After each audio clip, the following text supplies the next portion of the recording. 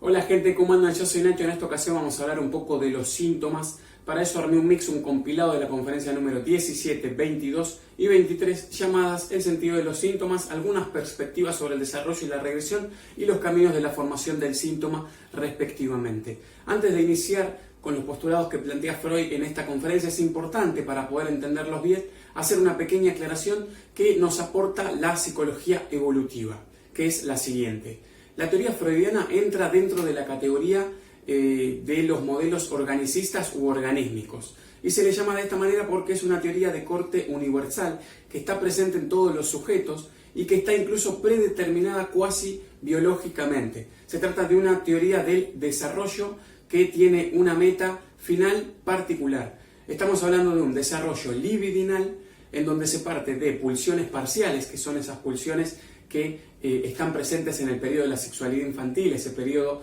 que luego cae bajo amnesia infantil por obra de la represión, que se le llama de esa manera porque son pulsiones que buscan el placer de manera autónoma e independiente. Y en ese curso del desarrollo, esas pulsiones parciales iniciales deben de finalizar con la sexualidad adulta, en donde las pulsiones parciales se subrogan al gobierno y al imperio de la sexualidad adulta llamada normal, que se rige por la función reproductora o al menos por el coito y sus análogos. Ahora sí podemos pasar entonces a entender bien dos conceptos trascendentales que son el concepto de fijación y el concepto de regresión. A la fijación Freud la va a definir como la demora de una aspiración parcial que queda retrasada en un estadio anterior y no puede seguir con el curso normal del desarrollo. Es decir, la fijación es algo que ocurre en la infancia, en donde el sujeto se rige por esas pulsiones parciales que ya mencioné. Entonces, es probable que en ese desarrollo libidinal que va de las pulsiones parciales a la sexualidad adulta, el sujeto no pueda proseguir, una de las pulsiones parciales no pueda seguir con su curso, con su desarrollo normal. Entonces queda ligada, así queda fijada, aferrada a un periodo infantil, entonces queda atascada en ese estadio anterior y no puede continuar. Básicamente es en ese periodo de la sexualidad infantil en donde el niño se rige por estas pulsiones parciales y en donde lleva adelante determinadas actividades masturbatorias que le generan placer en esas tres fases psicosexuales, que son la fase oral, anal y fálica.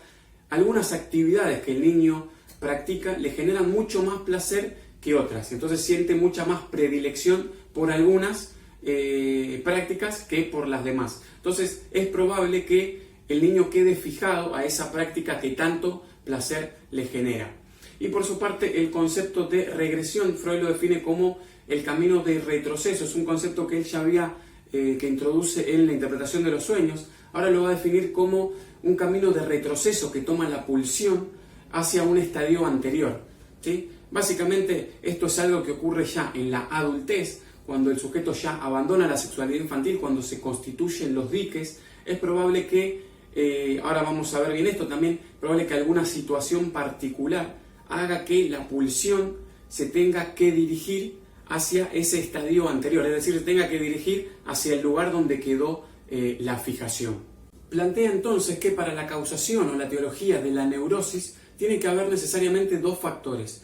Ellos son, por un lado, un factor interno y por otro, uno externo. Con el factor interno hace referencia a la predisposición por fijaciones, y esto que mencionaba anteriormente, a que el sujeto haya quedado fijado a determinadas actividades masturbatorias infantiles que fueron sus predilectas o sus favoritas en ese periodo. Y por el otro lado, con el factor externo, hace referencia a vivencias ya de adultos, a la que él va a llamar vivencias accidentales o vivencias frustrantes, es decir, situaciones en donde el sujeto no puede cumplir con esas aspiraciones, es decir, no puede colocar la libido en aquellos objetos donde sí los podía hacer de niño cuando aún no había constituido los diques.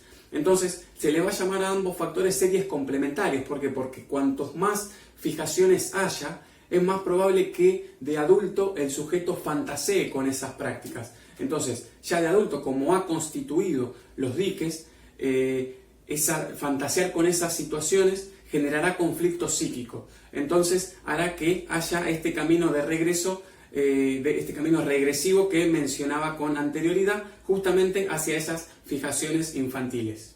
Y a estos dos factores, tanto el interno como el externo, Freud le agrega un dato no menor que tiene que ver con el desarrollo del yo. Él dirá que es como una especie de factor extra que se agrega para entender un poco el sentido de los síntomas, que tiene que ver con que hay determinadas vivencias similares que, dependiendo del sujeto, el destino de estas situaciones podrá ser diferente dependiendo del desarrollo del yo.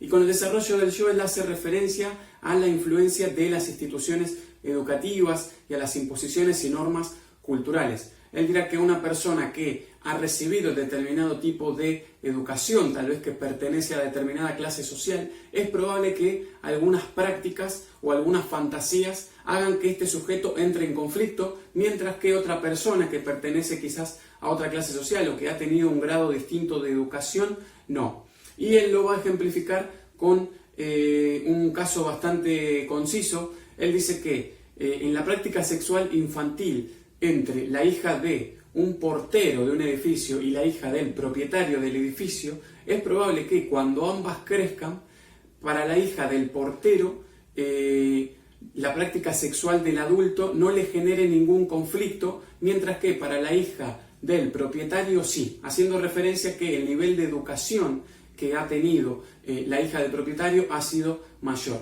Y esto está copado porque a veces Freud recibe muchas críticas de los psicólogos sociales, haciendo referencia a que quizás Freud no tiene en cuenta tanto el rol de la cultura, cuando yo creo que en verdad es así, simplemente que quizás no ahonda demasiado porque no es su objeto de estudio. Y también está piola porque nos sirve para pensar un poco por qué existía esa asociación entre la histeria y el sexo femenino. Y es probable entonces, entendiendo esto del desarrollo del yo y de la influencia de la educación, que las mujeres sean las que más padecían de histeria, porque justamente eran aquellas personas que tenían que sufrir esas imposiciones y normas de una cultura capitalista, patriarcal y machista que le imponía ciertas normas y reglas e imposiciones extras al género femenino y no al género masculino. Entonces quizás los hombres podían disfrutar la sexualidad libremente sin tener tantos conflictos psíquicos,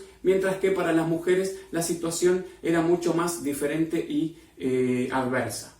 Diré entonces que hay un conflicto psíquico entre el yo y la sexualidad, o también entre las pulsiones yoicas o las pulsiones sexuales. Esta es otra manera de decirlo. Y en términos de Nacho, básicamente el conflicto es entre la educación y la sexualidad.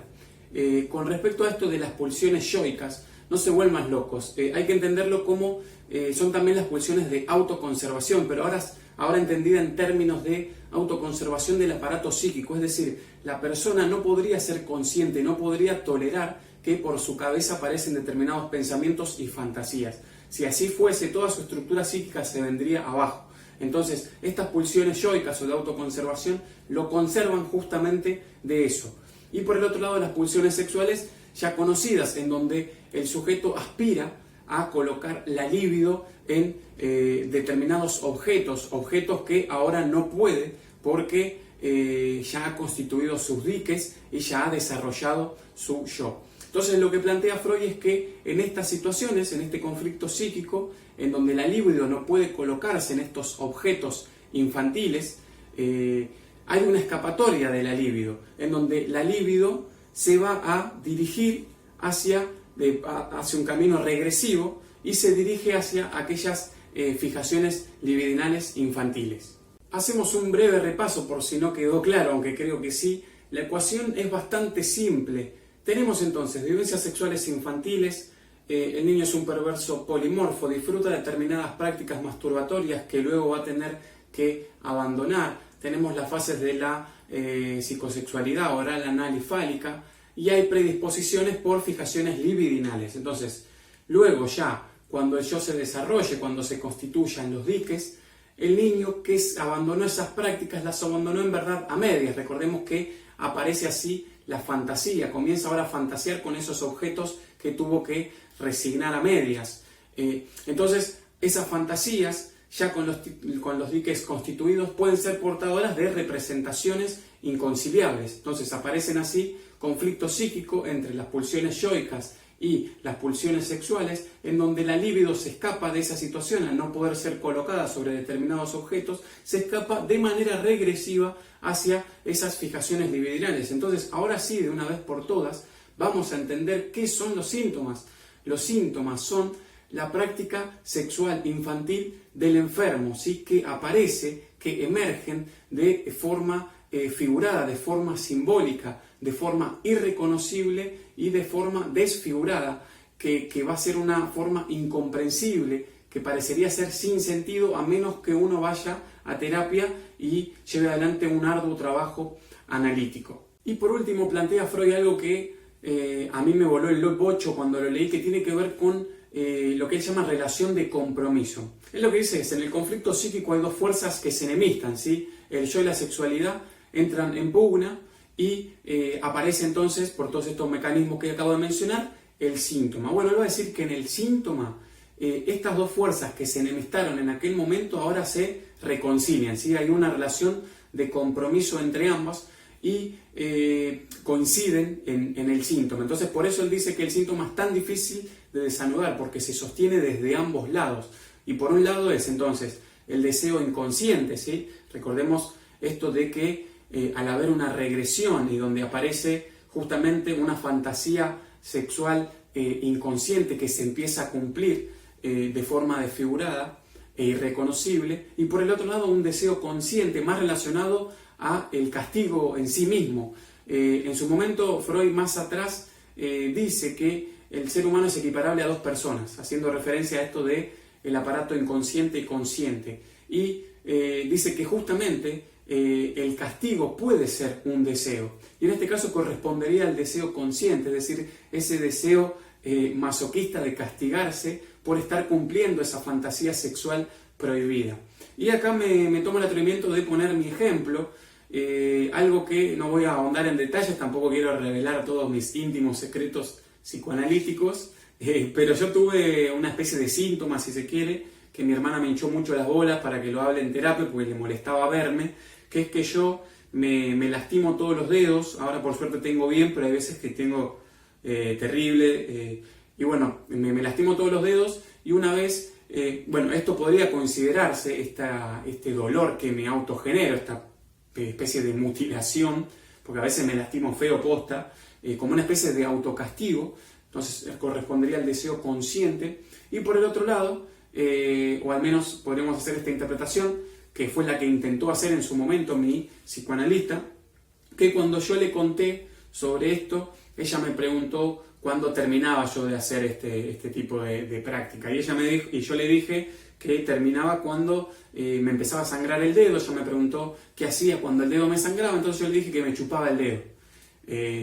Entonces, bueno, acá podríamos entender esta chupada de dedo como un deseo inconsciente, que de hecho yo en su momento me enojé, por decirlo de alguna manera, le dije, ¿pero qué me estás queriendo decir? Como que soy homosexual. Y sí, qué sé yo, quizás sí puede ser un deseo, o de hecho para el psicoanálisis hay una bisexualidad originaria y el sexo que uno tiene es el sexo opuesto al que se ha reprimido infantil. Entonces, en ese sentido, podría entenderse que este síntoma que yo sigo teniendo tiene que ver con un deseo o una fantasía homosexual que quizás he reprimido, de una fantasía en la infancia cuando hay una bisexualidad originaria. Eso ya lo veremos más adelante, pero Freud plantea esto que es muy interesante. Pasamos entonces al caso y al ejemplo que sí hay que saber, no el mío, ese déjenlo a un lado por favor. Vamos a ver el caso Dora. Igualmente recomiendo que vean, porque en las conferencias hay muchos ejemplos de casos de neurosis obsesivas que Freud analiza, que son muy interesantes. Yo no los doy porque son muchos y algunos me parece también algo rebuscados, así que no los voy a dar, pero no los dejen de leer. Pasamos sí al caso Dora. Estamos en el año 1905 y básicamente Dora es una jovencita que tiene, entre otros síntomas, una tos nerviosa, que estos síntomas, además de la tos, tenía convulsiones, desmayos, etcétera, que se relacionan con la relación que su padre tiene con su novia, a la cual se le llama señora K. Entonces, siempre que el padre viajaba con la señora K, aparecían estos síntomas que Dora presentaba. Principalmente, Freud ve una relación directa en la terapia, que siempre que Dora habla de su padre aparece la tos nerviosa. Entonces el análisis que él hace es el siguiente. En una determinada sesión, Dora menciona algo que le parece incongruente, incoherente a Freud, entonces Freud se lo hace saber y le dice que cómo la señora K saca partido de la relación con su padre, si en verdad el padre de Dora era impotente. Ella había comentado en sesiones anteriores eso, que su padre era impotente. Entonces Freud, cuando le menciona esto, Dora dice que hay otras maneras de poder obtener satisfacción sexual. Entonces Freud le pregunta si estas otras maneras son aquellas en donde no interceden los órganos genitales concretamente. Y Dora le dice que sí. Entonces acá la interpretación que hace Freud. Él dice, claro, lo que ella está pensando, si no es el sexo genital, está haciendo referencia al sexo oral, ¿sí? Básicamente es eso. Entonces Freud dice, con el síntoma, ella justamente está estimulando esas zonas que aparecen en el sexo oral, que es la cavidad bucal y la garganta. Entonces cuando ella tose, de alguna manera estaría apareciendo este deseo incestuoso que ella tiene hacia su padre. Y luego Dora menciona también esto que ahora podemos mencionar como con el nombre de predisposición por una fijación libidinal. Dora menciona que ella tenía de chiquita como gran predilección por el chupeteo y menciona algún caso en donde estaba amamantando, la estaban alimentando y le tiraban el lóbulo de la oreja, y otro caso donde está chupeteándose el dedo, etc. Entonces acá tenemos este caso bien representativo donde podemos ejemplificar todo esto que estuvimos viendo. Eso ha sido todo. Si les gustó el video, por favor les voy a pedir que le den me gusta. En lo posible suscríbanse al canal y activen la campanita, así reciben las notificaciones de los próximos videos. Y si algo no se entendió lo vamos resolviendo en los comentarios. Así que no más, muchas gracias, nos vemos la próxima.